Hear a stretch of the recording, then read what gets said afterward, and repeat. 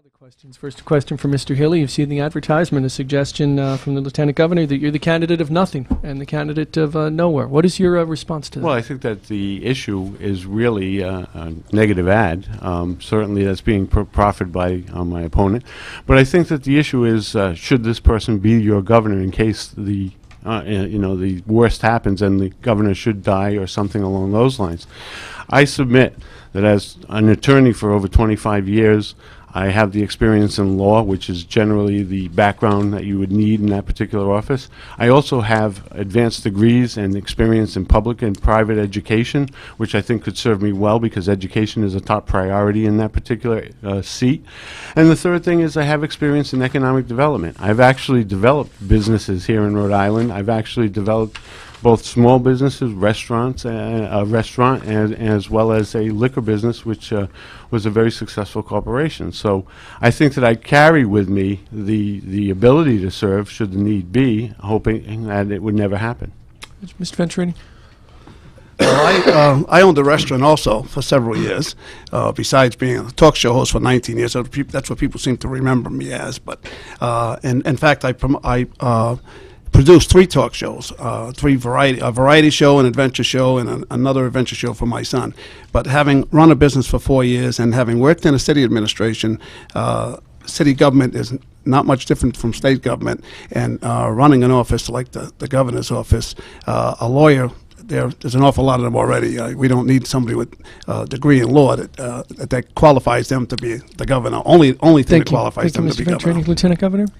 Well, and I think it's really important. Certainly we need somebody who's qualified to be governor, and I think of these 3, I am by far the most qualified. But also we need to hear about what a lieutenant governor is going to do while in office, and not nothing. We need somebody who is going to take on the challenges facing Rhode Islanders. I have focused on issues like the burden of healthcare costs for small businesses and families. Last year, leading the effort to stop a $150 million rate increase. I have led the Buy Local Rhode Island effort, a real focus on helping small businesses. We need a lieutenant governor who will do things while in office. Thanks, Lieutenant Governor. Ms. Violet, a question for Bob Venturini, please. Mr. Venturini, you have talked about performing the function as a public watchdog, et cetera. Right. Doesn't that, in fact, impinge upon what the Attorney General should do with far less tools in the Lieutenant Governor's office to do it? You won't have subpoena power, right. No investigatory grand jury, so how can you possibly be an effective overviewer of corruption when you're not even presiding over the General Assembly? Right, because you have what is called to, and I've heard this from the radio so many times, a bully pulpit. And the fact of the matter is, we look back to the last couple of years, what's happened with the Attorney General's office, because they had friends or connections, they didn't want to go on with looking into something. I think I could do. In fact, first person I'd look at is the guy across the table from me to be working with me to do something in the bully pulpit to find corruption, to deal with corruption, and to expose corruption in the state of Rhode Island. Mr. Healy. Well, I think this clearly shows that the office itself has a lot of redundancy. Everybody wants to take on the role that's assigned to the Attorney General. Everybody wants to take on the role that's assigned to the Economic Development person. Everybody wants to take on the role that's assigned to the Director of the Department of Health. I mean, we Insurance Commissioner, you name it. Everybody's got these plans for this particular office. The problem is that there is no power to this office. The office itself is void of power. And without power, you can talk about a million things in the world, and you can get paid to talk about a million things in the world, but it's really a public lobbyist. Thanks, Mr. Haley. Lieutenant Governor. So I would say that in my time, there have been some very appropriate moments when I have been a watchdog. On a monthly basis, right now, we are the place, my office and the Long-Term Care Council, where the public and seniors and disabled people can know what is going on with the implementation of the Medicaid waiver. A third of our state budget, the most vulnerable people in the state, That's the place where the public can find out what's actually going on. There is no place else right now. I uncovered on that very same issue a no-bid contract that the governor had made with someone out of state to work on that waiver. We actually put a proposal in to pass into law to allow that never to happen again. Thanks, Lieutenant Governor. Jim Hummel of the Hummel Report. A question for Lieutenant Governor Jim. Governor, good afternoon. Good afternoon, Jim. I want to follow up on what Bill said about the ad, because a lot of people have been talking about this ad, and I have two questions. And I guess maybe you can answer the second one, or the first one second.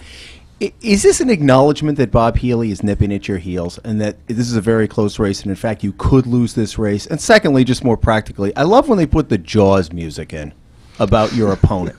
And I'm curious, years ago they revised it to say, I'm Elizabeth Roberts and I approve this ad. Is that music you would have picked out, or did some consultant say, hey, you know what, Governor, let's put in that creepy music to really make this guy look like he's a creep? So can we answer that first and then the acknowledgement about where this race stands? So elections are about differences, and election ads are about making sure people are aware of the differences. This ad is about making sure that people know that anyone who wins this election could become governor, and it has happened 20 times in the last 10 years. And what's the creepy music? It became clear to me. All ads are about catching attention. We all do a million things while we're watching TV. We need to make sure that people watch the ad and make sure that people hear that anybody you vote for on November 2nd could be your governor. It has happened 20 times in the last 10 years, happened right next door in our two neighboring states. That's what, in the last 2 weeks before an election, you need to make sure people know. Is this a close race? You've been watching the polls. Everybody's been watching the polls and commenting on the polls. Mr. Healy. I'm supposedly the guy that's the master of gimmicks. I think that certainly when you play ominous music and you have these negative connotations and and you're showing that, scaring people that this could be your next governor if you elect this person as lieutenant governor, I think that it's a gimmick. Yes. Mr. Venturini. Well, I haven't seen the ad, but I would gather that if it is Jaws, it's a Jaws music that's in the ad. But we're all talking about gimmicks. I mean, Bob, come on. The hair, the beard, that's a gimmick. You've been running since 1984. Mr. Venturini, you're saying that I'm doing gimmicks, but everybody else is doing the same thing. So, Really? I mean, your criticism is kind of... No, I got in this race because I didn't think she was doing a good enough job, and I thought what you were doing was just promoting yourself as what you've been doing since 1984. That's what I thought this was all disagree. about. I think this is a very serious race. I know it is now. Lieutenant Governor. Well, I think, this is about stating the record, making sure people consider facts when they make a decision. That's what all of us are doing during the 2 weeks and 3 weeks before the election, and it's what I'm doing as a candidate. The questions continue. Question for Mr. Venturini. Bob, what do you say to people who listen to this and say, the professional politician, the anti-candidate, and yourself from an hour of Bob fame, Right. that you're the third ring in a three-ring circus? Well, I take exception, first of all, to the fact what Channel 10 did to me. They omitted me, which was kind of strange anyway. I had a debate on Channel 10. It was shot on Friday with Bill Rapley. It was aired on Sunday. The three of us were in it. And then on Wednesday, they show the poll, which, by the way, the pollster readily admitted that he messed up, that he didn't include me in the poll. So that poll you can throw out the window. And then when I called to complain to Channel 10, they strangely omitted me in the 11 o'clock news. They just moved the picture that was shown in the background. They moved it over a little bit so you could only see my hand. I mean, that was ridiculous. Lieutenant Governor. Well, I admire anyone who chooses to enter public life, and I admire Mr. Venturini for choosing to enter this race.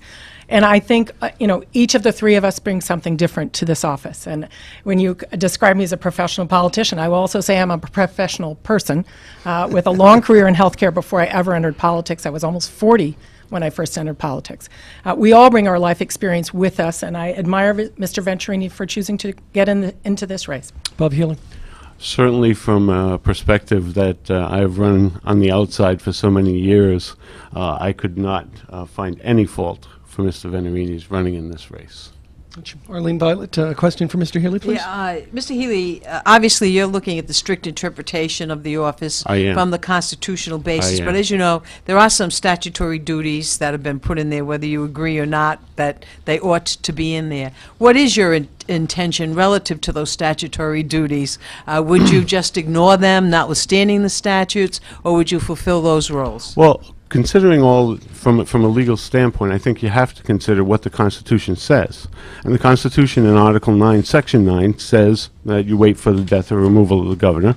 But also in Section 12 of that same article, you have the prescribed duties of the Secretary of State, General Treasurer, and Attorney General. Nowhere in the Constitution do we find the authority for the legislature to even assign duties to an executive officer, and I think separation of powers issues come in there. So I think from that analysis, I don't know whether I would ask for an opinion from the courts or whether, and certainly in the meantime, I would perform the duties, but I certainly find it hard as a strict reader of the Constitution to think that there is any power in those offices. Bob Venturini?